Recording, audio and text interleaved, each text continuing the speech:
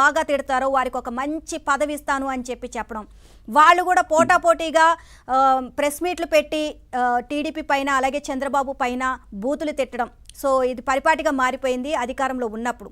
So అధికారం కోల్పోయిన తర్వాత కూడా ఇదే పరిపాటిగా మొదలుపెట్టారనమాట. సో ఈ విధంగానే కంటిన్యూ అవుతున్నారు.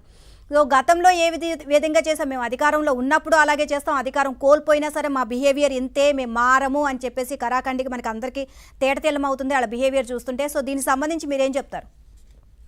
మేడం గారు, తమరికి ప్యానెల్లో ఉన్నటువంటి పెద్దలకు, ఏబిఎన్ వీక్షకులందరికీ కూడా శుభ సాయంకాలం అండి. తమరు ఇంట్రోలో అన్నట్టు జగన్మోహన్ రెడ్డి గారు చాలా సందర్భాల్లో ప్రతిపక్ష పార్టీల వారిని వ్యక్తిత్వ హననం చేసేటట్టు మాట్లాడేవాళ్ళు. మేము చూసాం 151 సీట్లు వచ్చినాయి. మేము కూడా చాలా సందర్భాల్లో ఒక అంకె ఎగిరిపోయిందని చెప్పాము. యాదృచ్ఛికంగా దేవుడు రాసిన స్క్రిప్ట్ 5 ఎగిరిపోయి 11 మిగిలింది. అంటే ప్రజలు ప్రజాస్వామ్యబద్ధంగా పరిపాలించకపోతే ఏమి జరిగిందో జగన్మోహన్ రెడ్డి మొన్న కూటమి పార్టీకి మధ్య జరిగినటువంటి ఎన్నికల్లోనే ప్రజా తీర్పు జరిగింది. సో దీంతో పాటు ఫ్యూడలిస్టు రాజకీయాలు చేసేవారు జగన్మోహన్ రెడ్డి గారు. వికృత చేష్టలు తెలుగుదేశం పార్టీ నాయకుల మీద ఆ రోజు ఒక సామాజిక వర్గం వారి చేత అదే సామాజిక వర్గం వారిని తిట్టించడం, వాళ్ళని వ్యక్తిత్వ హననం చేయటం, దానితో ఆనందపడిపోయి ప్యాలెస్లో పడుకునేవాడు. మీరు చాలా సందర్భాల్లో చూడండి, వైకాపా పార్టీ నేతలు ఆ రోజు వాళ్ళ కేంద్ర కార్యాలయంలో ప్రెస్ మీట్లు పెట్టి ఏమి ఇక్కడ సమస్య ఉండట్టు ఉండదు లేనట్టు సృష్టించేసేసి ప్రతిదానికి చంద్రబాబు నాయుడు గారిని, లోకేష్ గారిని, పవన్ కళ్యాణ్ గారిని తిట్టడమే పనిగా పెట్టుకున్నారు. కానీ అట్ ది సేమ్ టైం కూటమి పార్టీలో అప్పుడు ఇంకా మేము పొత్తులో భాగం కాదండి. ఆ రోజు తెలుగుదేశం పార్టీ కావచ్చు, జనసేన కావచ్చు, ముఖ్యంగా తెలుగుదేశం పార్టీ వారైతే ప్రభుత్వ విధానాలను, ప్రభుత్వం చేసేటువంటి అకృత్యాలను, ప్రభుత్వం ఆ రోజు ఉన్నటువంటి వైకాపా ప్రభుత్వం చేసేటువంటి దాడులు, దౌర్జన్యాలు, ఎస్సీ, ఎస్టీ, బీసీ మైనారిటీల మీద జరుగుతున్నటువంటి అకృత్యాలని మేము ప్రజల్లోకి తీసుకెళ్ళాము. ఆయా వర్గాల్లోకి తీసుకెళ్లటం వల్ల బ్రహ్మాండమైనటువంటి మెజారిటీతో మేము గెలవగలిగాం. ఈ 1 year కాలం కూడా చూసుకున్నాం. కూటమి ప్రభుత్వం అధికారంలోకి వచ్చిన తర్వాత శాంతి భద్రతలు పర్యవేక్షణలో బ్రహ్మాండంగా ఉన్నాయి. దాంతోపాటు ఈ గంజాయి బాచి యొక్క ఆగడాలు తగ్గిపోయినాయి, రౌడీ షీటర్ల యొక్క ఆగడాలు తగ్గినాయి, రాష్ట్రం బ్రహ్మాండంగా ముందుకెళ్తూ ఉంది. చంద్రబాబు నాయుడు గారు కూడా గెలిచిన మొదటి రోజే మేము కక్షపూరిత ధోరణితో వెళ్ళట్లేదు, అసలు ఆ అంశం మాది కాదు, మాకు రాష్ట్రం అభివృద్ధి చెందాలి, రాష్ట్రంలో ఉన్నటువంటి యువతకి ఉపాధి అవకాశాలు కల్పించాలి, చదువుకునే యువతకి మంచి ఉద్యోగాలు కల్పించాలి, అదేవిధంగా పేదవాడికి ఆరోగ్యాన్ని అందించాలి, పట్టెడన్నం పెట్టేటువంటి అన్నా క్యాంటీన్లు తీసుకొస్తాం, ఇది మా కూటమి ప్రభుత్వం విజన్ అని చెప్పి ఆ రోజు ప్రెస్ మీట్ పెట్టి చెప్పారండి. దాని తర్వాత కూడా వైకాపా పార్టీ వాళ్ళు రెచ్చిపోయారు. జగన్మోహన్ రెడ్డి కూడా బయటకు వచ్చేసి ఏదేదో పొంతలనీని మాటలు, ఫస్ట్ ఆ నరసరావుపేటలో వాళ్ళ కార్యకర్త చనిపోయి కొట్టుకుంటే ఇద్దరు అక్కడికి వెళ్ళిపోయి ఆ జరిగిన సందర్భం వేరు, అతను మాట్లాడేది వేరు. మనం ప్రతి సందర్భంలో చూడండి, శవం కనపడితే చాలు ఆత్మలాగా వెళ్ళిపోతాడు లేచి, ఆడకెళ్ళి ఒక చక్కటి చిరునవ్వుతో ఏదేదో మాట్లాడుతూ ఉంటారు. మేము అనేది ఏంటంటే, ఇప్పుడు తెనాలి విషయం కూడా తీసుకోండి. వాస్తవంగా సంఘ విద్రోహ శక్తులు 2017 నుంచి వాళ్ళ మీద పలు సెక్షన్ల కింద కేసులు ఉన్నాయి. ఆ ప్రాంతంలో రౌడీ షీటర్లుగా వాళ్ళు పెద్ద పేరు ఉంది. తర్వాత అక్కడ లడ్డూ గ్యాంగ్ అనే వాళ్ళతో వీళ్ళకి సంబంధాలు ఉన్నాయి. అక్కడ గంజాయి అమ్మటం, వికృత చేష్టలు చేస్తూ ఉంటే పోలీసులు పలుసార్లు చెప్పినా కూడా వినకపోతే వాళ్ళ పని వాళ్ళు చేశారు. కానీ అక్కడికి జగన్మోహన్ రెడ్డి వెళ్ళి కులాలు మతాలకి ఆపాదిస్తున్నాడండి. ఫస్ట్ నుంచి అతని పని అదే. ఆ మైనార్టీ వాడిని కొట్టారు, ఆ ఎస్సీ అతను కొట్టారు, ఈ బీసీ అతను కొట్టారని చెప్పి తప్పు చేసేవాడికి కులాలు ఎంత మటుకు ఆపాదించడం కరెక్ట్ అండి? ఎవడు తప్పైనా తప్పే, ఎవరికి రిజర్వేషన్ ఉండొచ్చండి, కానీ తప్పు చేసిన వాడికి శిక్షల్లో రిజర్వేషన్ ఉందా భారతదేశంలో? లేదు కదా. ఎందుకు ఊరక రెచ్చగొడతా ఉంటాడు అంటే, తన పబ్బం కడుక్కోవటానికి ఏదో ఒక అంశాన్ని బయటికి తీసుకురావాలి. అది ఫ్యూడలిస్ట్ మెంటాలిటీ అండి. అదే నేను అనేది, ఆ ఫ్యూడలిజం చూపిస్తా ఉంటాడు. దానితో పాటు రాక్షసుగా మాట్లాడటం, ఉందాతనం ఉండదు. అక్కడికి వచ్చేసి చంద్రబాబు గారు మీద అన్ని కేసులు ఉన్నాయి, అతను పిలిచి ఇలానే కొడితే అని మాట్లాడటం ఏంటండి? అంటే జగన్మోహన్ రెడ్డి అనేటువంటి వ్యక్తిని ఎన్నిసార్లు కొట్టాలండి? కూటమి ప్రభుత్వం అధికారంలోకి వచ్చిన తర్వాత రోజుకు ఒకసారి కొట్టాలి జగన్మోహన్ రెడ్డి మీద ఉన్న కేసుల మీద. కాబట్టి మేము ఆ వ్యవహారం జోలికి వెళ్ళే వాళ్ళం కాదు. మాకు ఒక నిబద్ధత ఉంటాయి. ప్రతిదీ కూడా ఏంటంటే, ప్రజాస్వామ్యంలో ఉన్నప్పుడు ప్రజల కోసం పనిచేయాలి, ప్రజా సమస్యల మీద మాట్లాడాలి.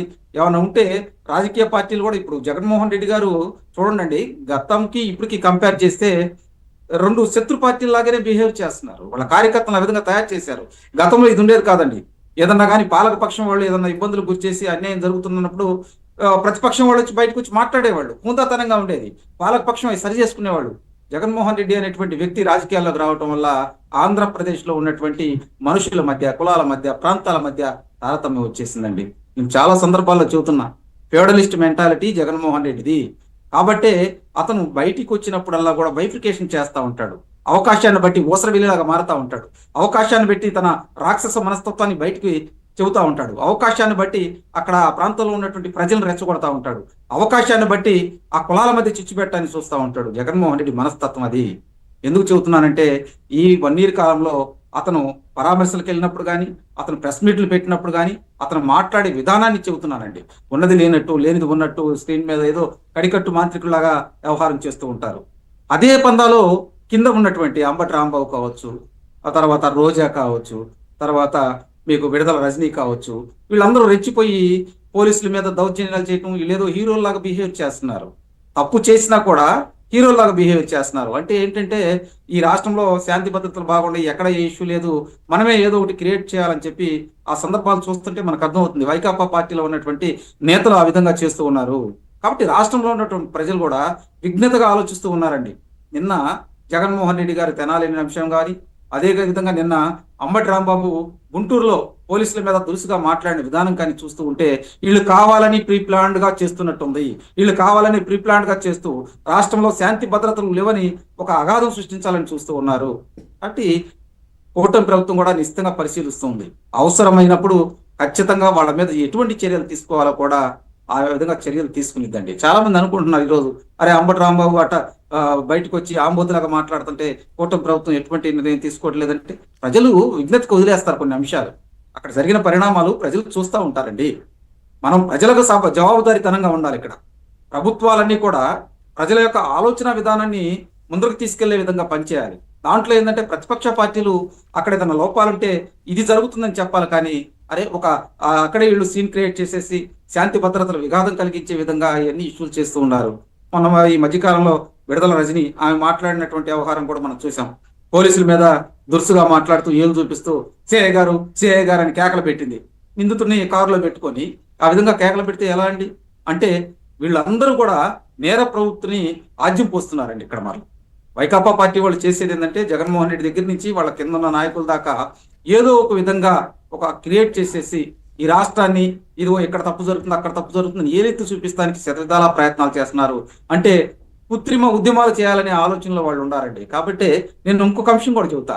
వాస్తవంగా ఏ పార్టీ వాళ్ళైనా కానివ్వండి, అఫీషియల్ సోషల్ మీడియాలో వెనక బ్యానర్ పెట్టుకునేటప్పుడు వాళ్ళ పార్టీ నాయకుడితో వాళ్ళ పార్టీ జెండాను పెడతారు. కానీ వైఎస్ఆర్సీపీ అఫీషియల్ బ్యానర్లో ఈరోజు నేను చూశానండి, కూటమి ప్రభుత్వం ఎవరైతే నాయకులు ఉన్నారో చంద్రబాబు గారు, అదేవిధంగా పవన్ కళ్యాణ్ గారు ఫోటోలను మార్ఫింగ్ చేస్తూ వాళ్ళని చిత్ర విచిత్రాలుగా పెట్టేసి వాళ్ళ సునకానందం పొందుతున్నారండి. ఏమన్నా అటువంటి వాళ్ళని?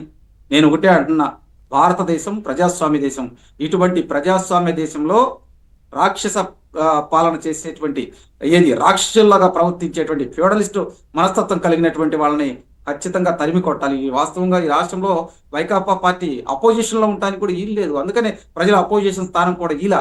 కానీ పెట్టరేగిపోయి వ్యవహారాలు చూస్తూ ఉంటే ఈరోజు చూడొచ్చండి, ఏదైతే జగన్మోహన్ రెడ్డి నిన్న పరిగెత్తుకుంటా తెనాలి వెళ్ళాడు కదండి, మరి ఆ రోజు వైకాపా పార్టీ అధికారంలో ఉన్నప్పుడు పక్క రాష్ట్రంలో ఒక అమ్మాయి మీద అకృత్యం జరిగితే ఎన్కౌంటర్ చేశారు. తమరికి కూడా తెలిసే ఉండింది.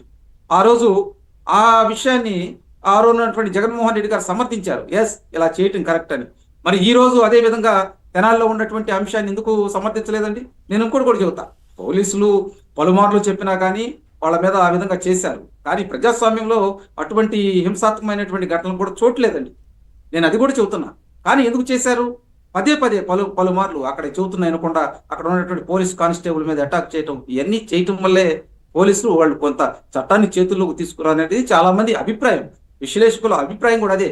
ఈరోజు మీరు చూడండి, శ్రీకాకుళం దగ్గర నుంచి అనంతపురం దాకా తీసుకున్నప్పుడు ఎక్కడైతే ఉన్మాదులు ఉన్నారో, ఎక్కడైతే రౌడీ షీటర్లు ఉన్నారో, ఎక్కడైతే గంజాయి బ్యాచ్ ఉన్నారో వాళ్ళందరూ సైలెంట్ గా ఉన్నారు. జగన్మోహన్ రెడ్డి ఇటువంటి అంశాలు తీసుకెళ్లడం వల్ల మళ్ళీ వాళ్ళు రాక్షసులుగా మళ్ళీ బయటకు వస్తారండి. కాబట్టి ఇటువంటి అంశాల మీద కూటమి ప్రభుత్వం చాలా సీరియస్ గా ఉందండి. ఓకే సార్ సుబ్బారావు గారు ఒక విషయం చెప్పండి, క్లారిటీ ఇవ్వండి సార్ మీరు. అండ్ ఇక్కడ ఒకటి అర్థం కావట్లేదు, ప్రజాప్రతినిధులు అనంటే ప్రజల కోసం, అంటే ప్రజల కోసం బతికేవాళ్ళు, ప్రజల